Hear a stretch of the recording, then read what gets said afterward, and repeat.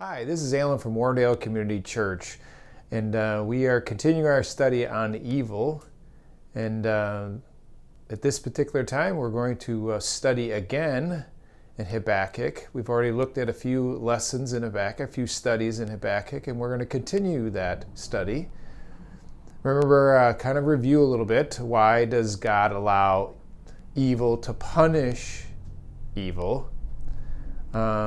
What is God doing in allowing all this evil? And we'll see that that's part of the question that the prophet Habakkuk brings up for our benefit.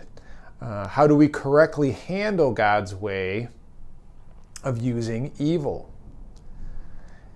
So the problem stated in Habakkuk 1 and 2, it says, "O Lord, how long shall I cry for help and you will not hear? Or cry to you violence and you will not save?" Verse 3, "Why do you make me see iniquity, and why do you idly look at wrong? Destruction and violence are before me. Strife and contentions arise." He talks about, I cry for help to deal with the violence of sin, and nothing seems to happen. Something is about to happen that will cause you to be shocked. I am sending the Babylonians to judge, is what God tells him. So he has a second reaction to this, starting in verse 12 of chapter 1 of Habakkuk. "Are you not from everlasting, O Lord my God, my Holy One? Or we shall not die, O Lord. You have ordained them as a judge, and you, O Rock, have established them for reproof. You who are of pure eyes and to see evil and cannot look on wrong, why do you idly look at traitors and remain silent when the wicked swallow up the man more righteous than he?" The tension is that God is pure and yet is approving these evil people to be judging authority to Israel. The thought that God is clean but uses unclean instruments make the prophets say, how can this fit together? God is helping the Babylonians to be victorious. If God is just, then why does he remain unresponsive to more evil people devouring those less evil? And this is where we get into the answers. How does one handle and react rightly when these things happen? But Habakkuk tells us this. There are 3 verses that stick out and are kind of out of place in the flow, but they are the answers. They are our perspective adjusters. And they have 3 wows, or 3 beholds. Behold points out a thing to be noticed, an important truth or a shocking statement, something to get your attention. And that's what each one of these statements have in them. How do I react to what God is doing in allowing evil, using evil to correct, when I don't fully get it about God's ways? The first behold, or the first wow. Wow. What is important truth to be noticed and acted upon? The idea of live by trusting God and don't be proud. The righteous are to live by faith. Habakkuk 2:4, "Behold," there's our word, "as for the proud one, his soul is not right within him, but the righteous will live by his faith." Wow. The important truth is about living by faith. The word for proud one is one who is heedless and neglectful with a certain kind of presumption. Other words for proud are self-exalting or to lift oneself up, to have a big head, but this word has this heedless idea. It's a different kind of pride. This proud kind of way of thinking, it has a twisted way of thinking about the problem, and it doesn't really want to trust God. The word proud is translated heedless or presumed in Numbers 14:44. The verse is quoted in Hebrews 10:38 and 39, and we'll see that just in a moment, used for the word shrink back for proud, which conveys misgivings about being involved. Here it is, Hebrews 10:38. It says, "But my righteous one shall live by faith, and if he shrinks back, my soul has no pleasure in him. But we are not of those who shrink back and are destroyed, but of those who have faith and preserve their souls." As we think back to Habakkuk 2:4, this attitude, proud, is not right before God. There's also verses quoted in Galatians 3:11 and Romans 1:17. This kind of pride pays no attention or heed to divine warnings. It is backing up, refraining from trusting the Lord. The state of being not right is resisting God's judgment, not accepting his rule, and pushing away his control. So in the tensions of why God allows the Babylonians to be the instrument of judgment for evil in Israel, the righteous live by faith, but others will withdraw from God. The righteous who live by faith are referencing God's word and the promises when the circumstances seem contrary, nor do they fit what is expected. One needs to trust God in the midst of a world that has all kinds of evil events happening in it, like Habakkuk's day. That's how we need to do and respond in a similar way. You are to have faith in God, even within the confusion. To have faith in God while evil is being used to punish evil. Faith gives a degree of clarity within chaos. So that first wow is really that I need to live by faith and to not shrink back.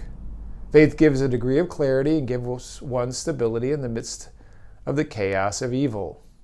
The second wow, or the second behold, God is doing all this to demonstrate his greatness, filling the earth with displays of his glory, while men labor for a sum zero gain.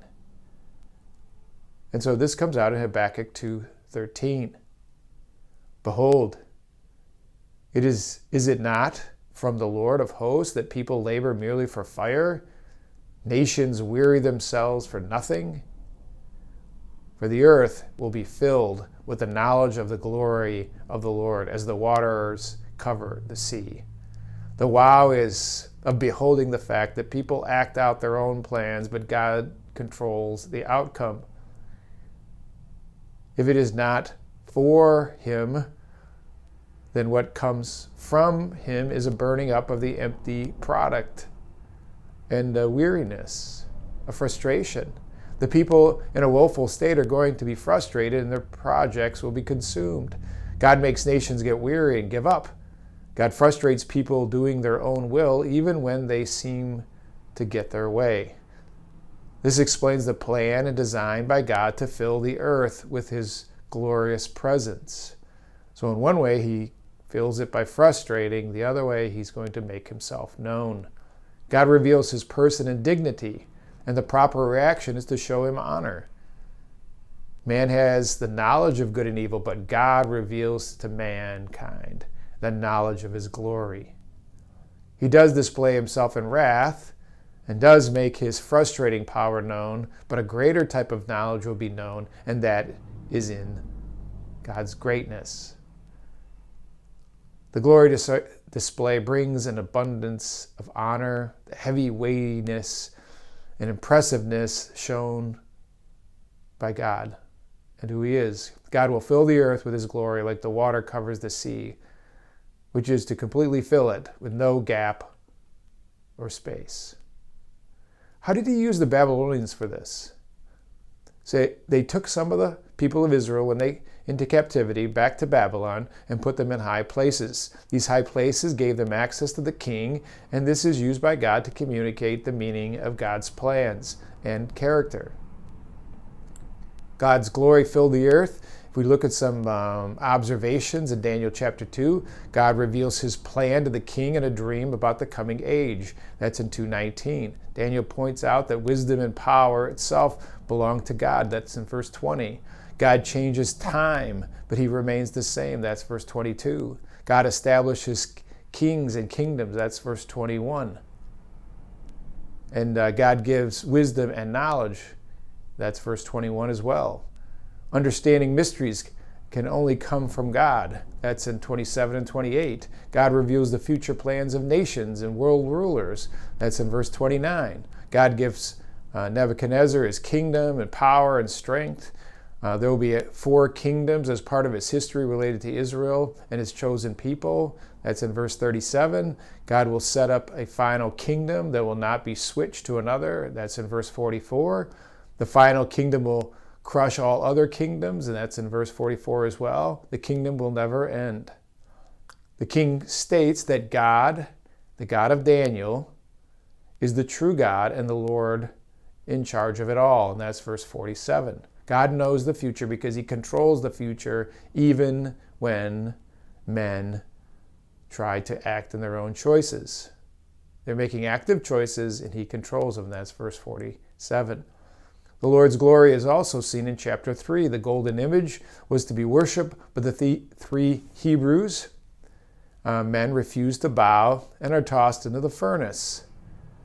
The 3 are displayed to be the servants of the Most High. Daniel chapter 3, verse 26 says this, Then Nebuchadnezzar came near to the door of the furnace of the blazing fire. He responded and said, Shadrach, Meshach, and Abednego, come out, you servants of the Most High God, and come out here. Then Shadrach, Meshach, and Abednego came out of the midst of the fire. The king blessed the God of the 3 Hebrews because he delivered them out of the fiery furnace. In verse 28, it says this, Nebuchadnezzar responded and said, Blessed be the God of Shadrach, Meshach, and Abednego, who has sent his angels and delivered his servants, who put their trust in him, violating the king's command, and yielding up their bodies so as not to serve or worship any god except their own God. He declares that the Lord alone is to be worshipped. He further says in verse 29, Therefore, I make a decree that any people, nation, or tongue that speak anything offensive against the God of Shadrach, Meshach, and Abednego shall be torn limb from limb, and their houses reduced to a rubbish heap, inasmuch as there is no other God who is able to deliver in this way. He says there is no other God like him. Chapter 4 also has God's glory filling the earth. So the dream given to the king is declaring the wonders and signs which the Most High has done for the king. The great Nebuchadnezzar is praising himself instead of God. That's in chapter 4, verse 30. But we'll see how it says it. This is how the king says, Daniel 4:30. The king reflected and said, Is this not Babylon the Great, which I myself have built as a royal residence by the might of my power and for the glory of my majesty? The knowledge that God is the ruler over the affairs of men is taught again. Now in verse 30, we see that this is kind of the reverse. He thinks this kingdom is from himself, he has achieved it by himself, and it is ultimately for his own glory. But he's going to come to another realization at the end, because God's going to teach him, like in verse 32, that God's in charge. God does his will in the world and nobody can stop him. And he communicates that in verse 35. God gives power to those he chooses, setting the lowliest kinds of people over places and other people. He praises the Lord when his senses return because he has learned the lesson that God rules over him. And this is chapter 4, verse 37. Listen to this. Now I, Nebuchadnezzar, praise, exalt, and honor the King of heaven, for all his works are true and his ways just, and he is able to humble those who walk in pride. So this is our second woe. God is going to fill the earth with his glory. Why has he allowed evil? Why, by God allowing the evil Babylonians to be the instrument of judgment upon the less evil Israelites, God demonstrated his great wisdom and ways through it all. The reason God delayed his judgment was to fill the earth with his weighty glory. The display of his glory through the actions in Babylon was more important than the display of justice. In the moment, God used an evil nation to judge his evil people, to show and declare his character to the whole world through this very same people. That is amazing. The greater good was the display of God shown through this plan which was designed by him. At this point, we're going to have to stop, and we'll pick up the final part 2 of this in the next video.